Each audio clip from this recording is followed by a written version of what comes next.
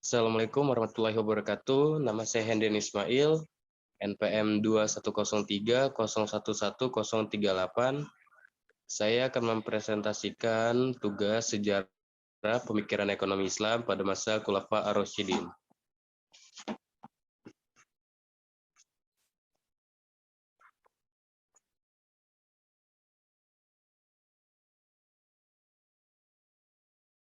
Pemikiran ekonomi pada masa Khulafa ar-Rasyidin.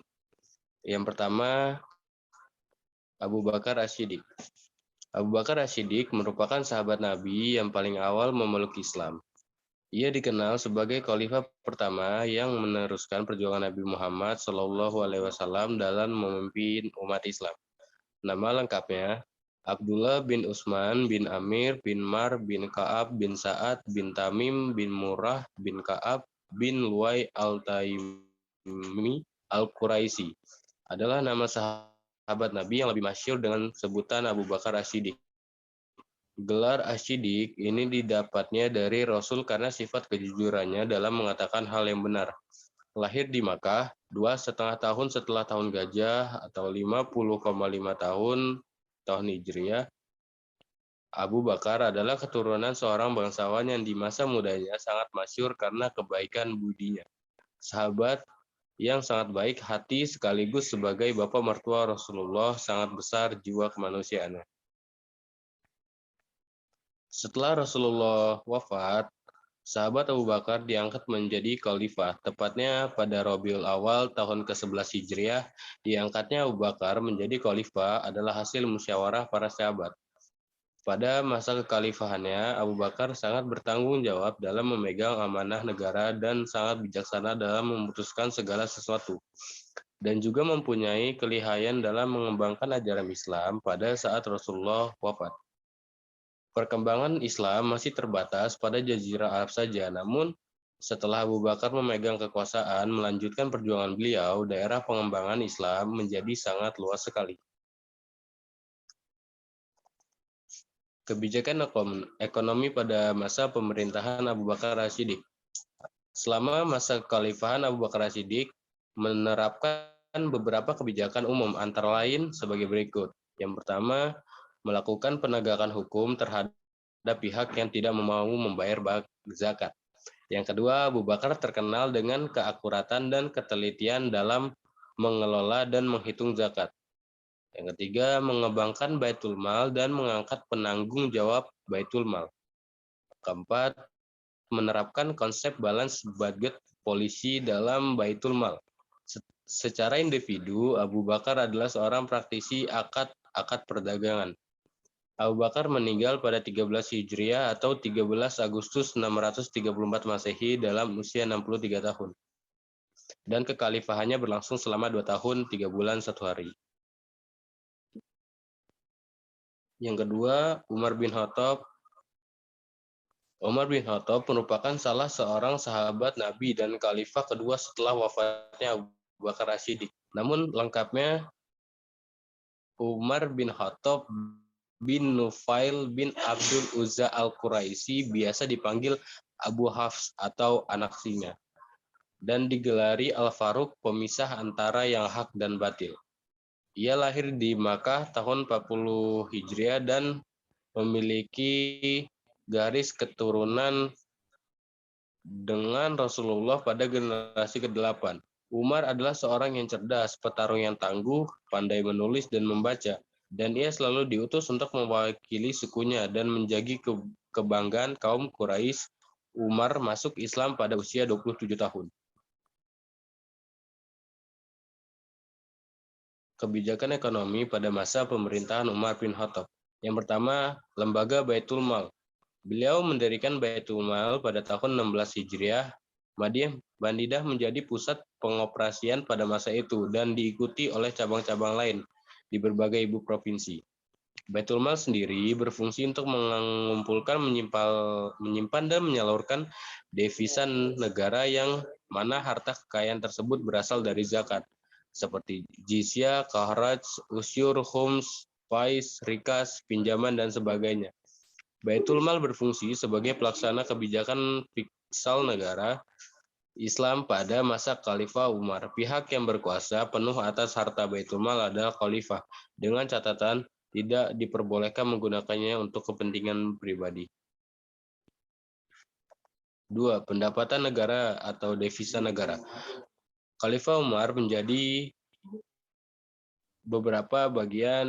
Pertama, zakat yang mana pendistribusiannya untuk 8 asnaf. Kedua, khums atau sedekah diberikan kepada fakir miskin baik bagi muslim maupun non-muslim. Ketiga, kharaj fai, usradan sewa tanah dialokasikan untuk dana pensiun, operasional, administrasi, kebutuhan militer, dan sebagainya. Dan yang terakhir adalah pendapatan lain-lain yang dialokasikan untuk membayar pekerja, pemeliharaan anak, terlantar, dan sebagainya.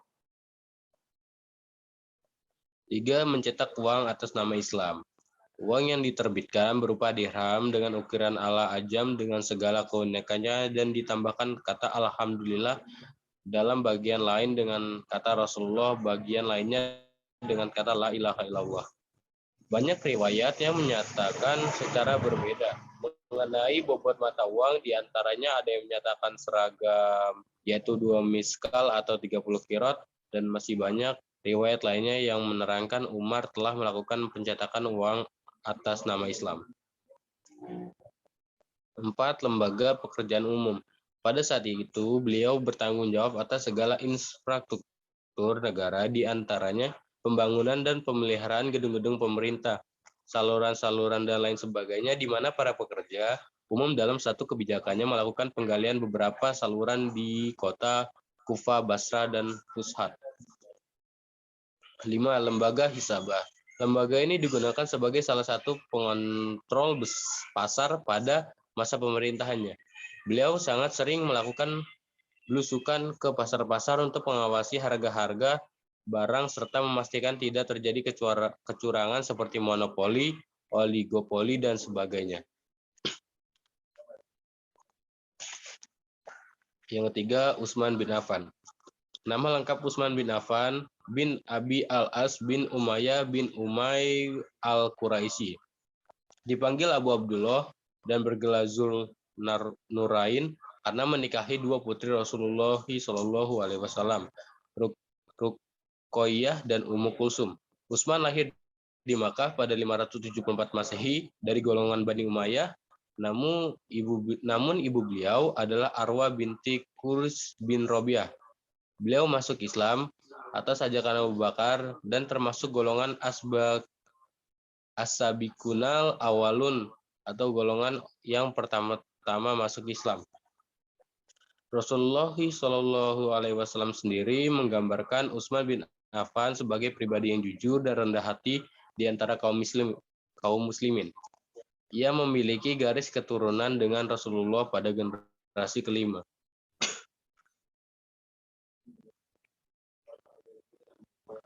Kebijakan ekonomi pada masa pemerintahan Utsman bin Affan.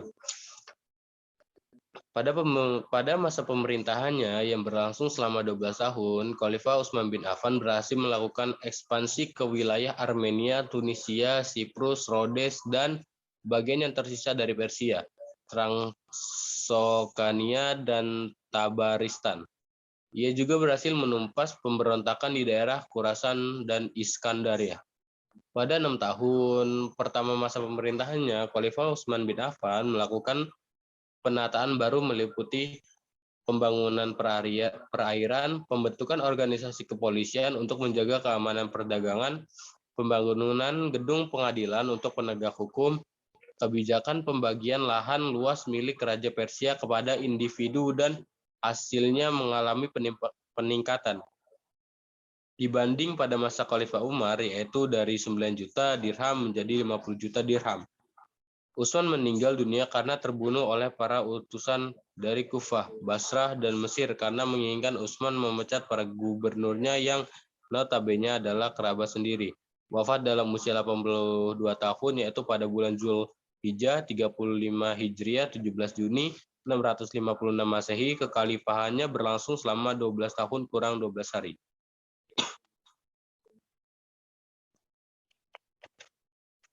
Yang terakhir, Ali bin Abi Thalib. Nama lengkap beliau adalah Ali bin Abi Thalib bin Abdul Muthalib bin Abdi Manaf bin Hashim bin Abdi Manaf bin Kusai bin Kitab bin Murrah bin Ka'ab bin Luwai bin Galib bin Fir bin Malik bin Anad bin Kianah. Lahir pada tahun Gajah ke-13, beliau keponakan sekaligus menantu Rasulullah SAW dari putri Rasul Fatimah Az-Zahra. Ibu beliau bernama Fatimah binti Asad bin Hasim bin Abdi Manaf bin Kushai. Ibunya digelari wanita Bani Hashim pertama yang melahirkan seorang putra Bani Hashim. Beliau memiliki beberapa orang saudara laki-laki, Thalib, Aqil, dan Jafar. Mereka semua lebih tua dari beliau. Masing-masing terpaut 10 tahun. Beliau memiliki 2 orang saudara perempuan, Ummu Hani dan Jumanah. Keduanya adalah putri Fatimah binti Asad. Ia telah masuk Islam dan turut berhijrah. Ayah beliau bernama Abu Thalib.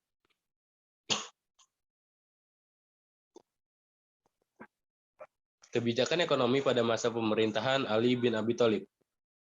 Masa pemerintahan Khalifah Ali bin Abi Thalib yang hanya berlangsung selama 6 tahun selalu diwarnai dengan ketidakstabilan kehidupan politik. Ia harus menghadapi pemberontakan Talha, Zubair ibn al-Awam, dan Aisyah yang menuntut kematian Utsman bin Affan. Sekalipun demikian, Khalifah Ali bin Abi Thalib tetap berusaha untuk melaksanakan berbagai kebijakan yang dapat mendorong peningkatan kesejahteraan umat Islam.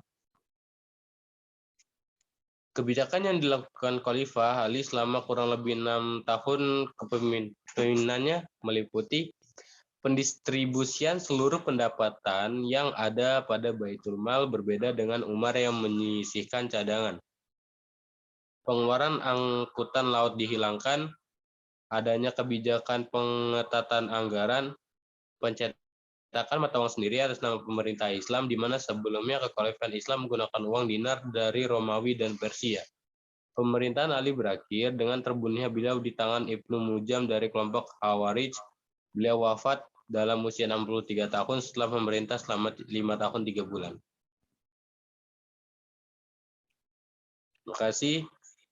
Sekian dari saya. Wassalamualaikum warahmatullahi wabarakatuh.